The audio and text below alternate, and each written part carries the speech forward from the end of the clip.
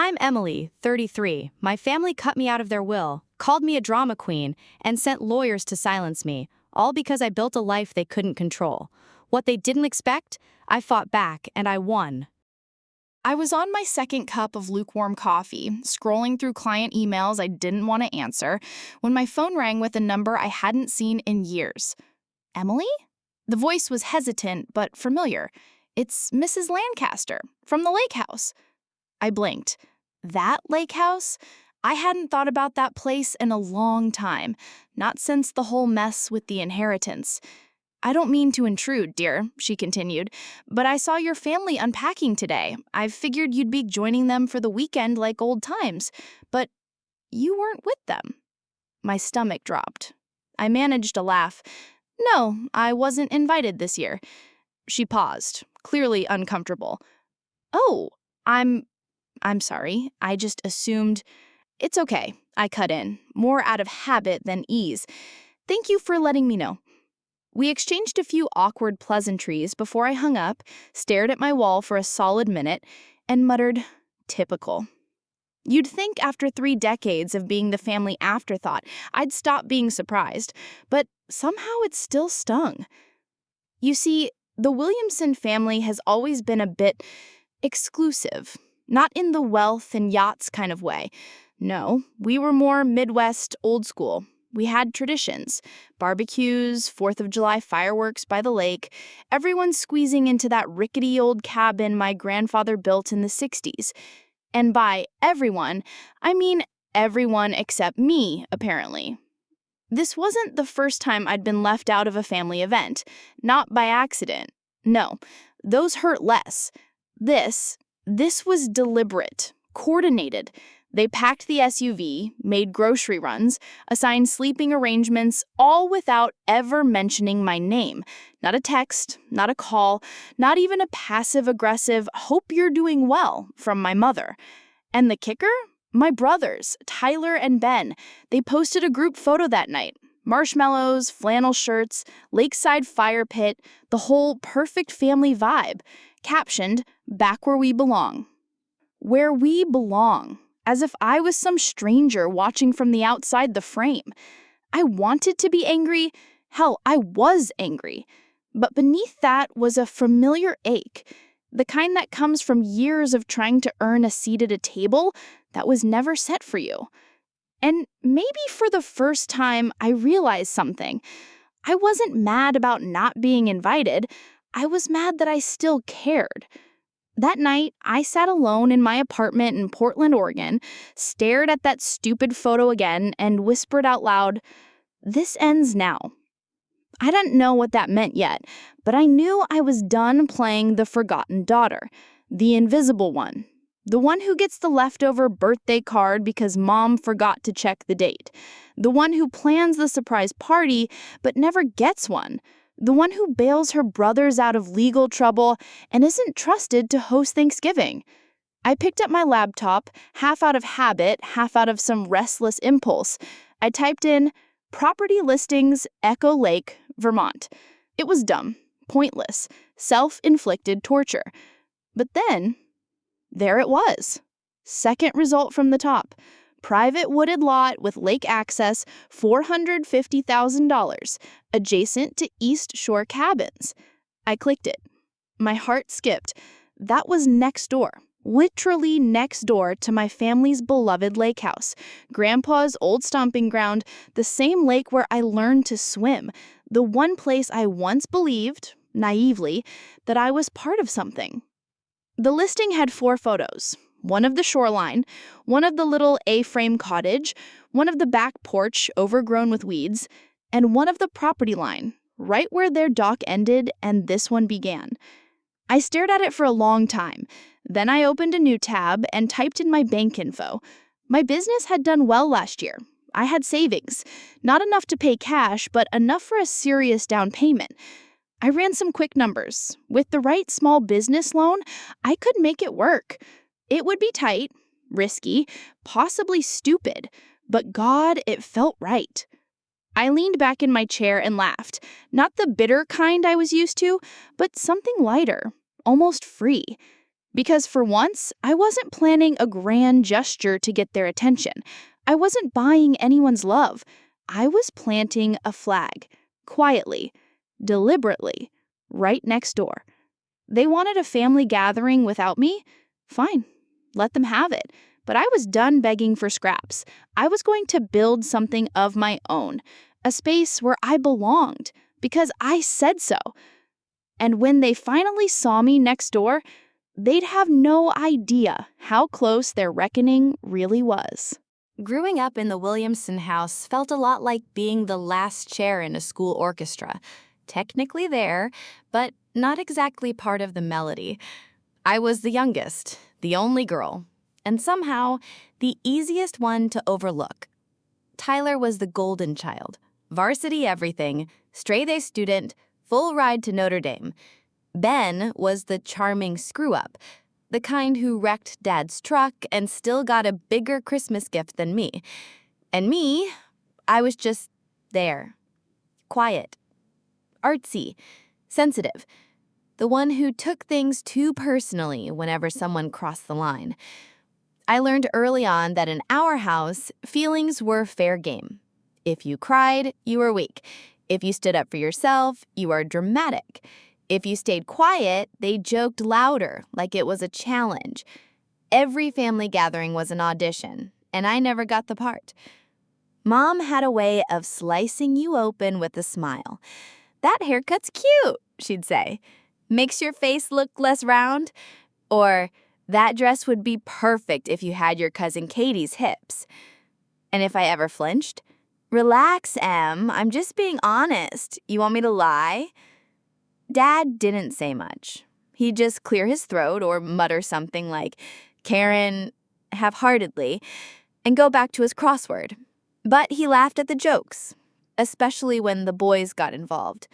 There was this one time, my 16th birthday, Ben thought it'd be hilarious to wrap a shoebox in 5 layers of glitter paper and put a dead goldfish inside.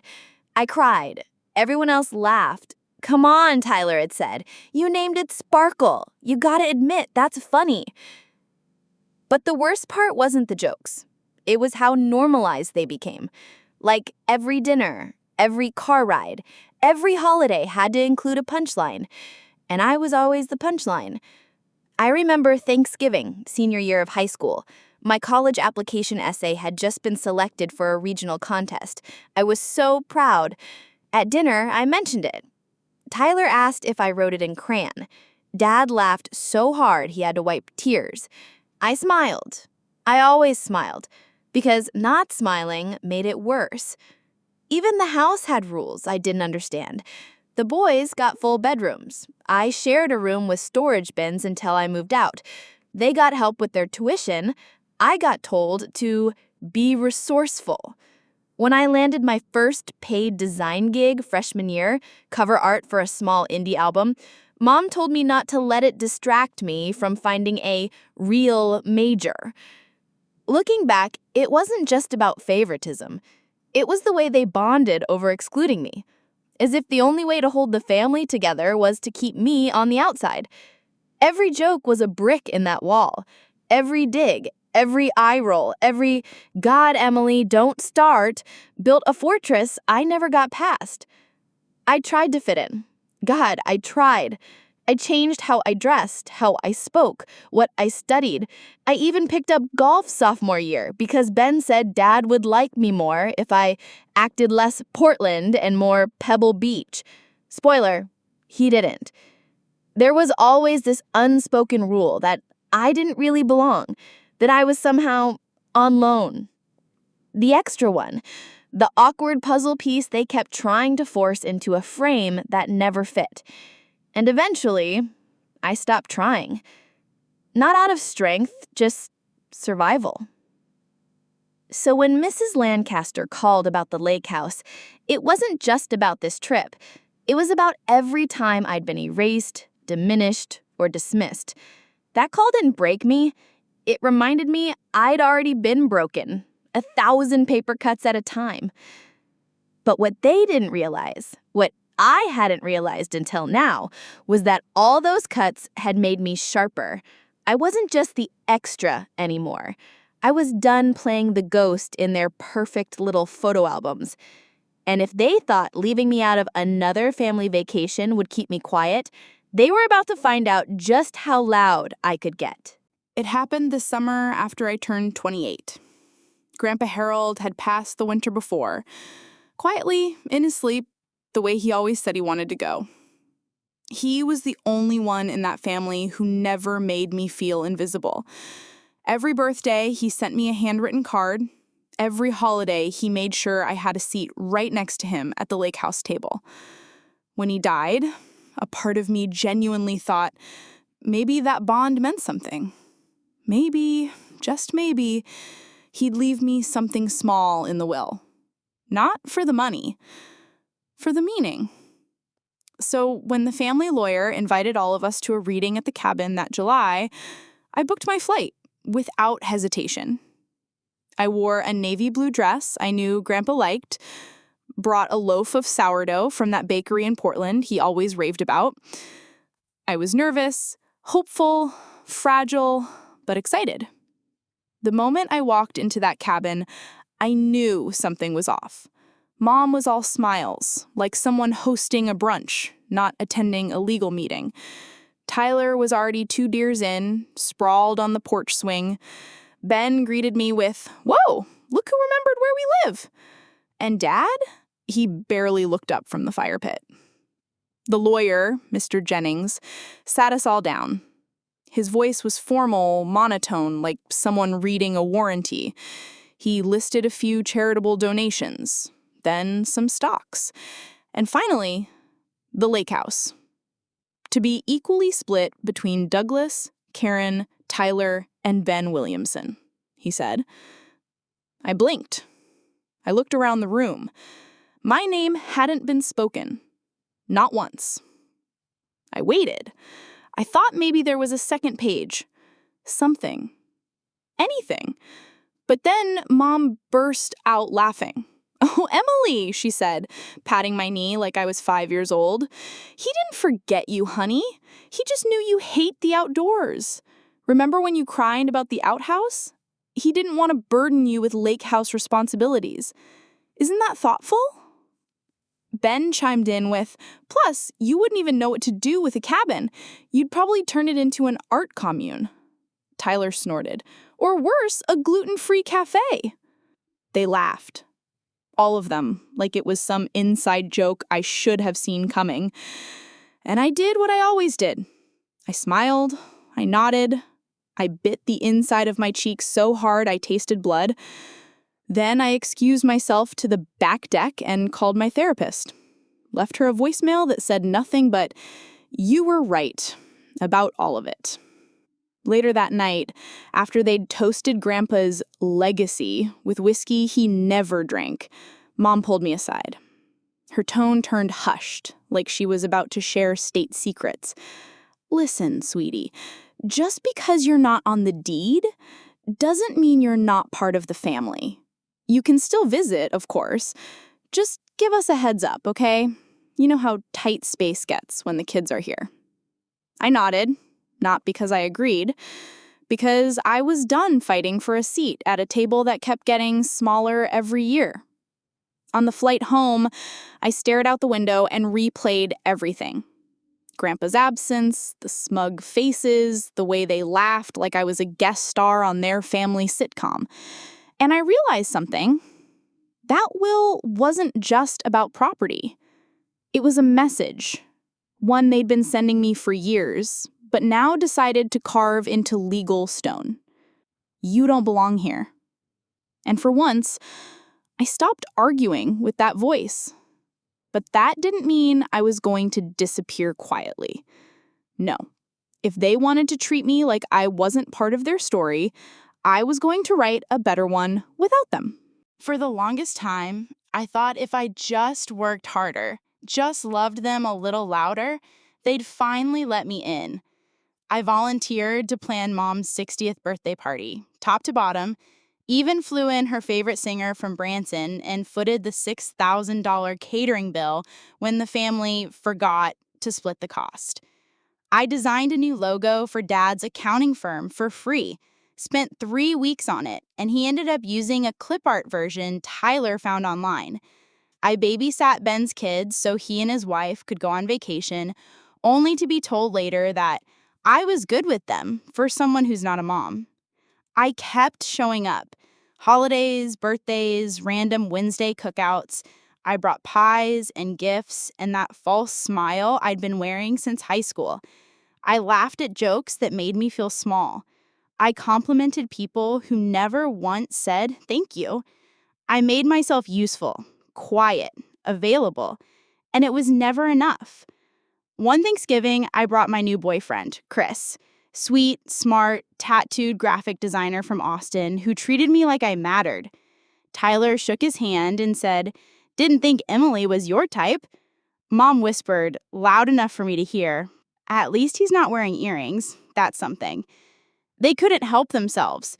The moment I brought someone into their world, they tried to make me feel embarrassed for choosing him. I spent the whole weekend defending my relationship like it was a college thesis. When we left early, no one asked why. After that, Chris said something that stuck with me.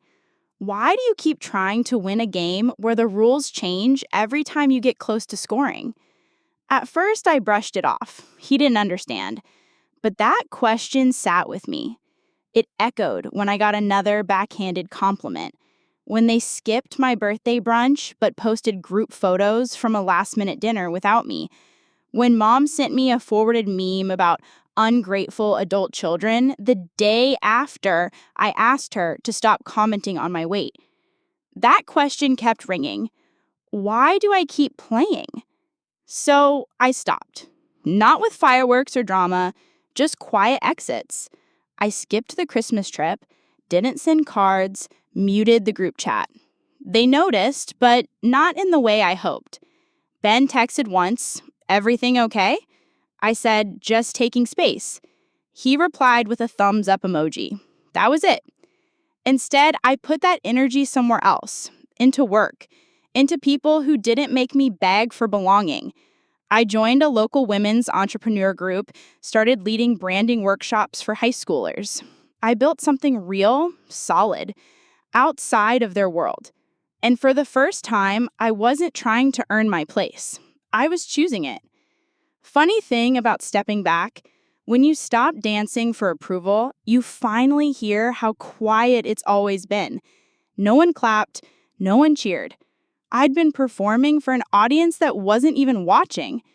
But I was done. I didn't need them to validate my worth anymore. That realization didn't feel like freedom at first. It felt like grief, like letting go of a version of my life that was never going to happen. But slowly, it turned into something else. Strength, clarity, and just enough anger to fuel the next chapter. Because when the lake house call came, the one from Mrs. Lancaster telling me I'd been left out again, I didn't crumble. I didn't cry. I poured myself a glass of wine, opened my laptop, and started looking for land. I still remember the listing photo. Grainy, poor lighting, slanted angle like someone had snapped it with a shaky iPhone. But even then, I knew. That A-frame cottage, tucked under the pines, just 50 feet from the Williamson dock, that was my shot.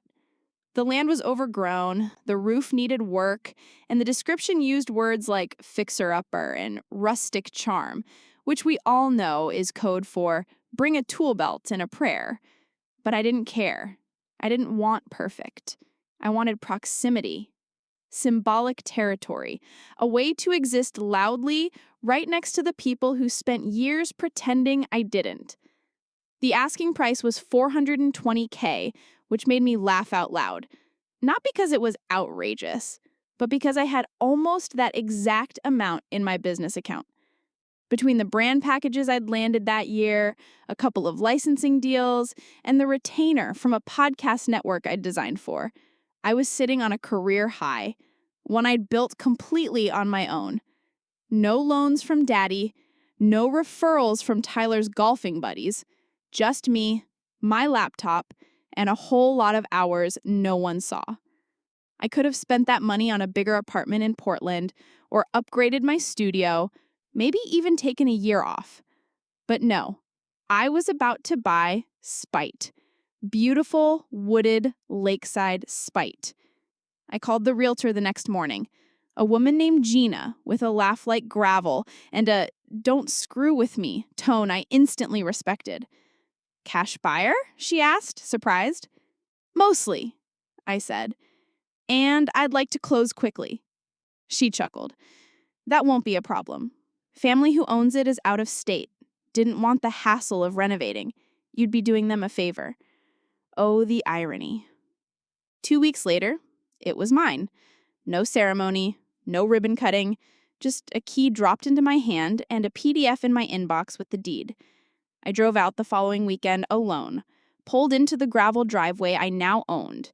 The cottage was worse than the photos. The porch sagged, the screen door creaked, the inside smelled like cedar, mildew, and memory.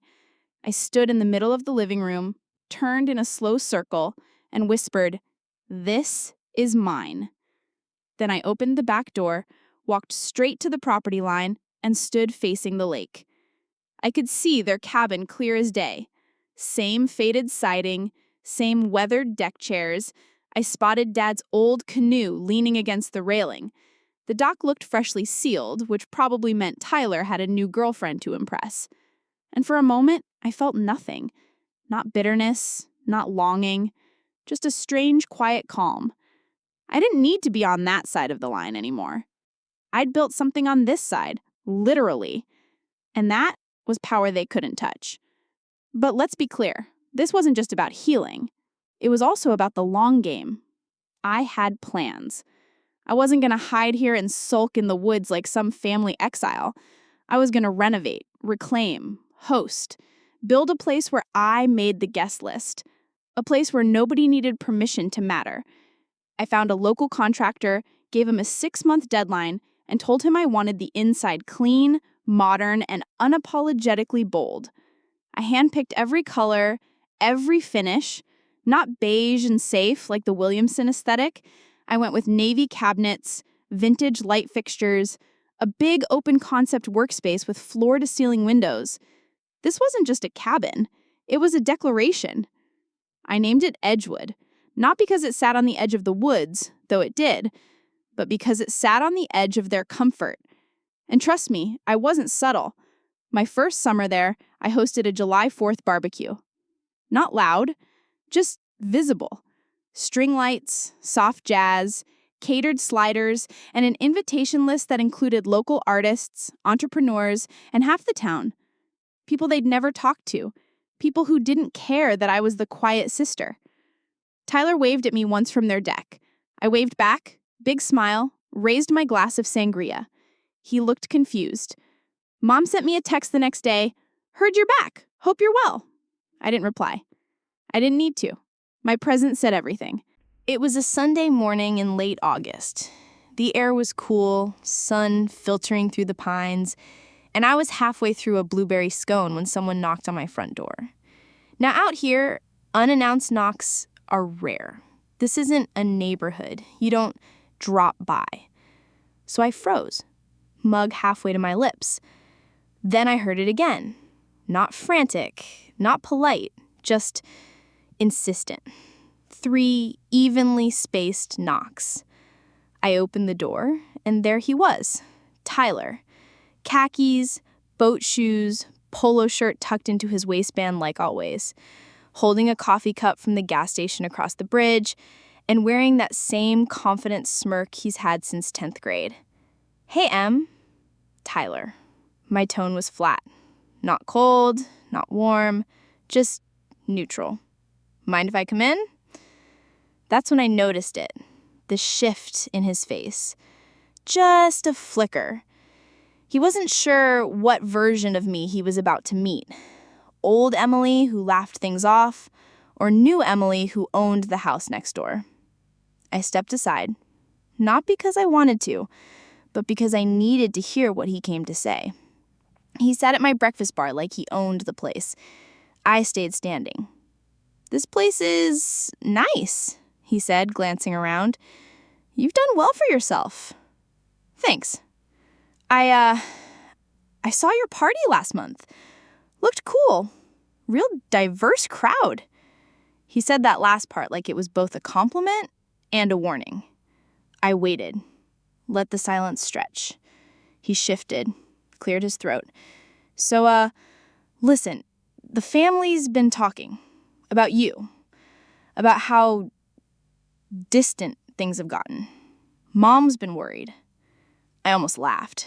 She texts once every 3 months, usually after a wine night. She doesn't know how to reach you. She knows exactly where I am, Tyler. Literally, you're sitting in my house. He exhaled, that performative, exaggerated sigh they all do when they think you're the unreasonable one. Look, we've all made mistakes, okay? But showing up here, buying this place, do you have any idea how that looks? How it looks? I repeated, voice rising just slightly. You mean how it looks to you? To the people who left me out of Grandpa's will like it was a party favor? It wasn't like that, wasn't it? I stepped closer. You all sat there, Tyler, while they laughed, while I smiled and swallowed it, year after year, joke after joke. And now I do something for me, and you come knocking like I've committed treason? He set his cup down. We didn't know you'd take it so personally. There it was, the classic Williamson line. It's not that they were cruel, it's that I reacted wrong. I leaned in, rested both palms on the counter. You didn't know I'd take being erased from the family seriously? His jaw tightened. So what now? You gonna hold this grudge forever? Live next door like a ghost haunting the family vacation? No, I said, voice calm. I'm going to live my life, and you're all going to have to get used to the fact that I exist, loudly, visibly, and without your approval. He stood. Fast. He said, Mom and Dad are coming up for Labor Day. You should stop by. Clear the air. I tilted my head. Is that an invitation or a threat? He blinked. It's an opportunity. I smiled. I've already had enough of those, thanks. He left, without finishing his coffee. Left it on my counter like some kind of offering. I didn't pour it out. I left it there for 2 days, just to remind myself they didn't get to define the terms anymore. Because this wasn't just about healing old wounds. This was about drawing new lines. I wasn't playing defense anymore. I was building something, right next door. And whether they liked it or not, they were going to see me every single day.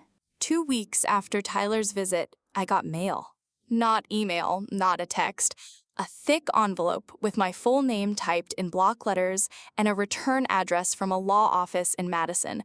My stomach dropped the second I saw it, because nothing good ever starts with a manila envelope and your legal name. I opened it carefully, like it might explode, and in a way, it did. Inside was a cease and desist letter, formal, cold, signed by the family attorney. It claimed I'd built an illegal extension on my property that obstructed the view from the Williamson Lake House, that my 4th of July gathering had created a noise disturbance, that my new dock lighting, yes, the soft, solar-powered twinkle lights, violated a shoreline ordinance. It read like a grocery list of pettiness, and at the bottom, a warning. Failure to comply would result in legal action. I sat there for a long time, just staring at the words. Not because I was worried about the actual claims. They were baseless. I had permits, paperwork, everything by the book. No, what hit me was the realization that this wasn't about zoning, it was about intimidation. They couldn't control me anymore, so now they were trying to scare me. And honestly, that almost worked. For about 24 hours, I spiraled. I imagined courtrooms, fines, local gossip. I saw my quiet freedom turned into a fight I didn't ask for. I barely slept, but by the next morning, I was done shaking. I called my own lawyer. a badass woman named Monica who used to do civil rights litigation and now ran her own firm out of Minneapolis. She read the letter, snorted, and said, "Oh, sweetie, they messed with the wrong woman." We drafted a response. Line by line, we shredded every claim. We attached scanned permits, photographic evidence, timestamps, noise decibel logs, even a note from my neighbor across the lake who said the fireworks that night were lovely and tasteful. Monica signed it with her signature shade of lipstick and had it FedExed with a smiley face sticker on the envelope. But that wasn't the part that mattered. The real moment, it came a few days later, when I ran into Mom. I was at the farmer's market buying peaches. She appeared next to me like some apparition in a linen scarf and oversized sunglasses. "Emily," she said, like we hadn't been in an undeclared Cold War. "We got your letter." I didn't flinch, just held my basket and looked her square in the face. "That wasn't necessary. We could have handled this as a family." I said, "You sent lawyers. You made it not a family issue." She sighed in that dramatic way she does when she wants to seem exhausted by your behavior. "You've made this so combative. We're just trying to preserve peace." "Funny," I said, "because all I've done is exist. You're the ones declaring war every time I breathe too loudly." She blinked, adjusted her scarf. "Your father's been upset." "He should be," I said. "He raised a daughter he can't control anymore." I walked away without waiting for the next guilt trip.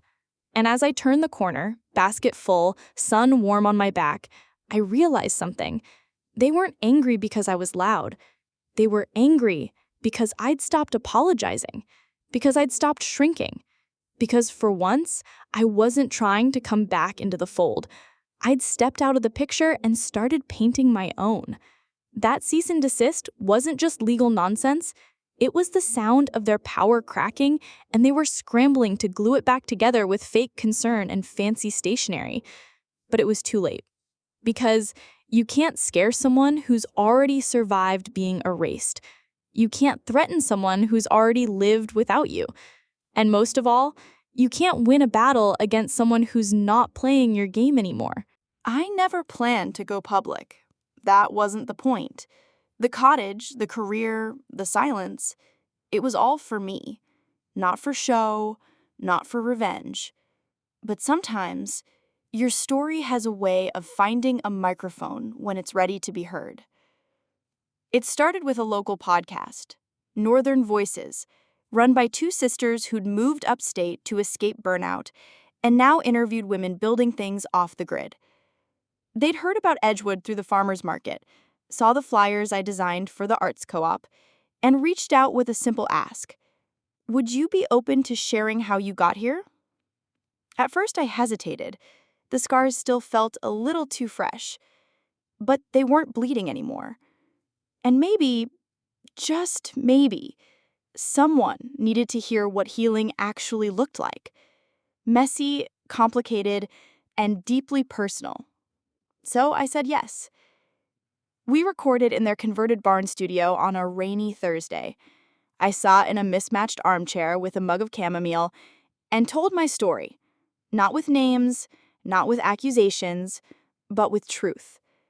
I talked about what it's like to grow up in a family that thinks cruelty is culture, about learning to stop trying to fix people who didn't want to see you, about building a life in the cracks where love should have been. When the episode dropped, I thought maybe a few people in town would hear it. Maybe it would get shared by 1 or 2 listeners. Instead, it went viral. Turns out, there are a lot of Emilys out there. Women who were the scapegoat, the quiet one, the helper, the one who never fit. Women who were left out of wills and family photos and text threads. Women who were told they were too sensitive when they cried and too distant when they stopped showing up. My inbox exploded. Hundreds of messages. Some short. "Thank you for saying what I couldn't." Others long and raw, full of stories that mirrored my own in gut-wrenching detail. 3 weeks later, I got an email from a senior features editor at a major women's magazine. She'd heard the episode. She wanted to write a piece. From Exile to Edgewood, one woman's journey to belonging on her own terms. I took a deep breath and said yes. The interview was honest. We talked for hours. I let her into parts of the story I hadn't shared before. The will reading, the letter, the knock on the door. Still no names, still no shaming, but the truth was loud enough on its own. When the article dropped, it lit a match, not just in my life, but in theirs. Because while I never used their names, anyone who knew the Williamsons knew. Small-town gossip doesn't need a name tag. Within days, I got a message from a high school friend. "Your mom is losing it." Ben's wife blocked me on Instagram. Tyler made his profile private. And then the kicker, an email from Dad. Just one sentence. "We need to talk. It's gone too far." Too far. As if I'd started a fire instead of surviving one. I didn't reply. I didn't need to. Because now the silence wasn't mine. It was theirs. They were the ones scrambling for control. And I was just living. Edgewood got busier. More collaborations, more clients. I launched a mentorship program for young women in design. We added a second studio space for co-working creatives. My podcast appearance landed me a book deal. The title? What They Didn't Give Me. The day the announcement went live, I stood on my deck with a glass of iced tea and looked out across the lake. Their dock was quiet, their cabin dark. And I realized something. They had spent their whole lives trying to build a legacy with money and control. But I'd built one with honesty, with grit, with community. And it wasn't just mine. It belonged to every woman who messaged me, every teen who showed up at my workshop, every reader who said, "This made me feel seen." It was a Thursday afternoon in late October. Cold air, golden leaves, the kind of day where you sip something warm and feel quietly proud of your life. I'd just wrapped a client call and was rearranging some prints in the gallery room when I heard the crunch of gravel outside. Not a delivery, not a neighbor, a slow, deliberate pull-up on the driveway. I walked to the window, heart already tightening. The car was black, rental grade, with Illinois plates. And stepping out was my father. He looked smaller than I remembered, thinner, pale, still in a dress shirt, but the buttons looked loose, like he hadn't quite kept up with the man he used to be. He didn't knock, just stood there at the edge of the porch, hat in hand, like a man arriving at a stranger's door. And in a way, he was. I opened the door, but didn't say anything, just let the wind do the talking for a second. "Emily," he said, his voice hoarse like it hadn't spoken my name in years. "Can I come in?" "No," I replied, soft but steady. "But you can say what you came to say." He hesitated, blinked. I read the article, listened to the interview, saw the podcast, pieces of it anyway. "Good," I said. "They weren't for you, but I'm glad you listened." His eyes scanned the porch, the flower boxes, the copper lights I'd installed last spring. "This place, it's more than we expected." "We?" I asked. He ignored that. "I didn't come to argue. I wanted to see it, see you, in your element." I didn't move, just waited. "I made mistakes," he said, like it was a weather report. "I thought I was teaching you strength. Turns out I was just passing down my damage." I crossed my arms. "And now what? You want forgiveness?" He shook his head. "I want you to know I see it now, all of it. The hurt, the distance, the reasons. I understand why you left. I didn't leave. I was pushed. You just didn't think I'd land on my feet." He looked down. Fair. The silence stretched. A hawk cried out somewhere over the trees. "I'm sick. It's not public, not dramatic, but things are changing. I don't know how long I have." I nodded slowly. And this is the part where I'm supposed to come back, make peace, pretend it all meant something. No, he said quietly. This is the part where I say I'm proud of what you built, even if I didn't help, even if I tried to stop it.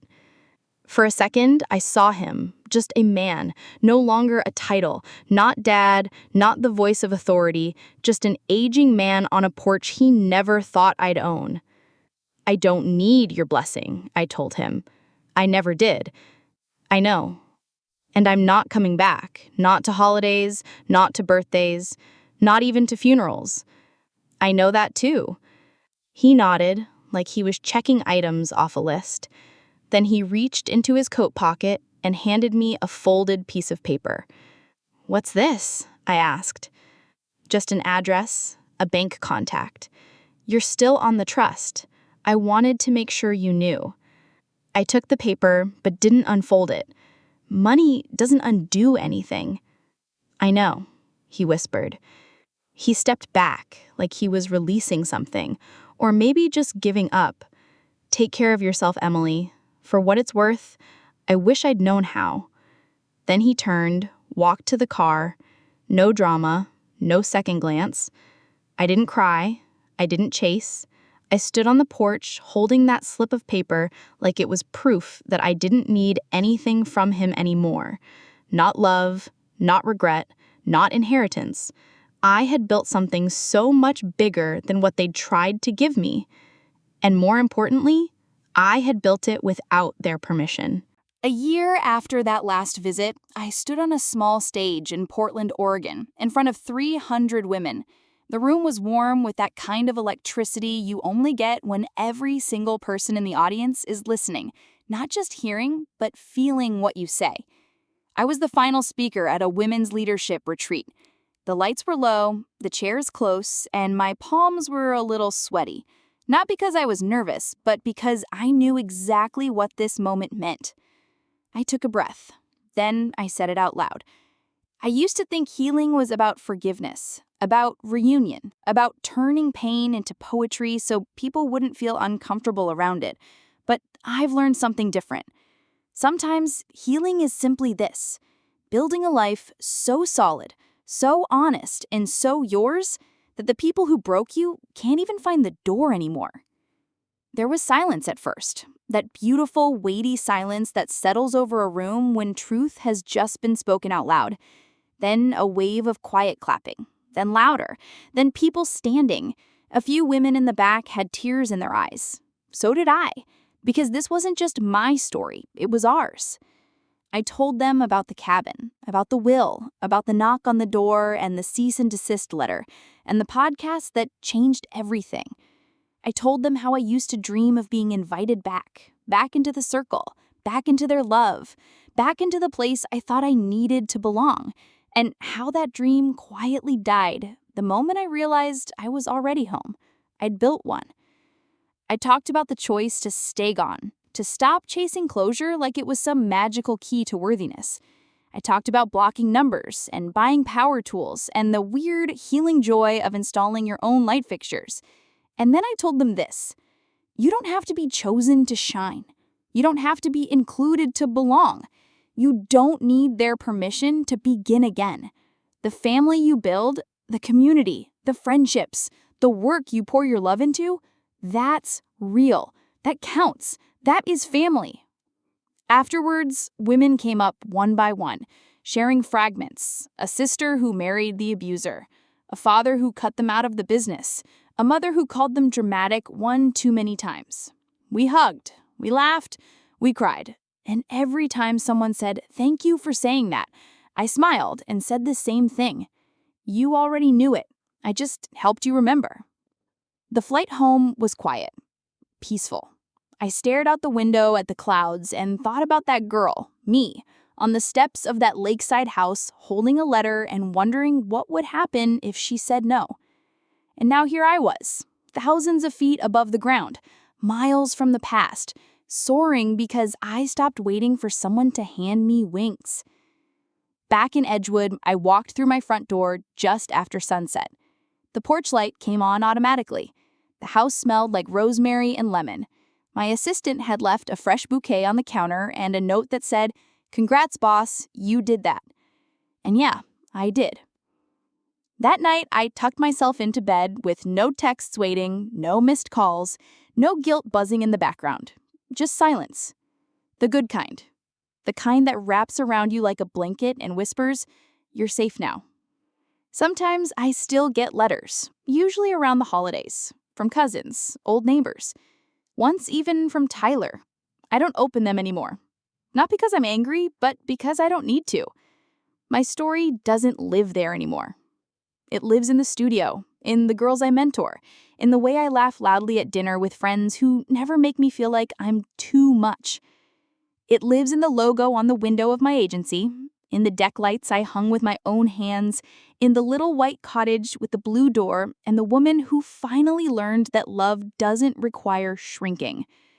So if you're listening, if you've ever been left out, left behind, written off, I want you to know this. You are not broken. You are not too much. You are not a mistake. You are the beginning of something real. And you don't need to be invited back to a room that never saw you to go build the damn house yourself.